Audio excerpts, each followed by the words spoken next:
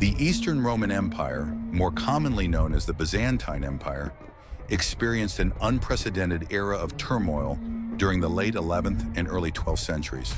This period saw a staggering number of rebellions and civil wars, surpassing any other time in the empire's long history. The empire, surrounded by hostile forces on all sides, faced relentless attacks that not only threatened its very existence, but also initiated profound changes across the region, the effects of which would reverberate for centuries. In this volatile environment, a complex web of alliances and enmities emerged. The Byzantines, Crusaders, Hungarians, Bulgarians, Serbians, Seljuks, Normans, and Cumans, among others, engaged in a chaotic and ever-shifting conflict.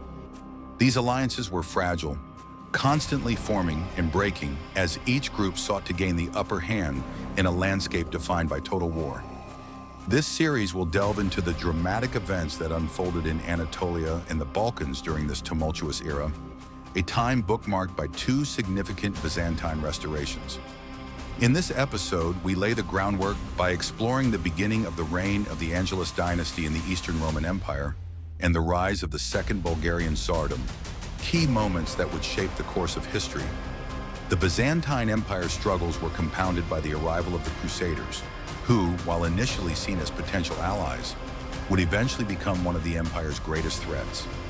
The influx of Western European warriors brought new dynamics to the region, influencing the political and military landscape in ways that were both unexpected and, ultimately, devastating for the Byzantines.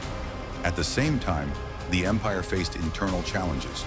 The Komnenian Restoration, initiated by Alexios Komnenos in 1081, was a crucial effort to revive a state that had been devastated by defeat at the Battle of Manzikert in 1071. Alexios and his successors, John II and Manuel I, implemented sweeping reforms that revitalized the military, reformed the economy, and sparked a cultural renaissance. However, these successes were not without their costs. The Komnenian emperors centralized power, reducing the influence of the once powerful thematic system in favor of a more feudal and aristocratic structure. This shift concentrated power within the imperial family, but also made the empire more reliant on a single, capable ruler to manage these competing interests.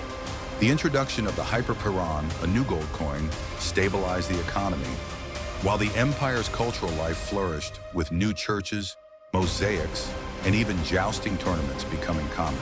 Manuel I in particular was a tireless and ambitious leader, waging wars across the empire's frontiers. He successfully subdued Hungary, made alliances in Italy, and pushed back against the Seljuk Turks. However, these constant wars drained the empire's resources, leading to financial strain and growing discontent both at home and abroad.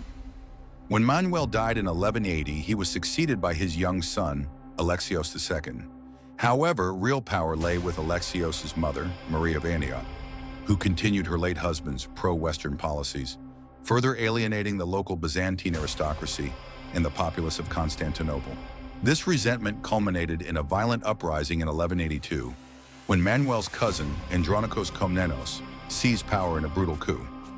The subsequent massacre of tens of thousands of Latin residents in Constantinople marked one of the darkest chapters in the empire's history.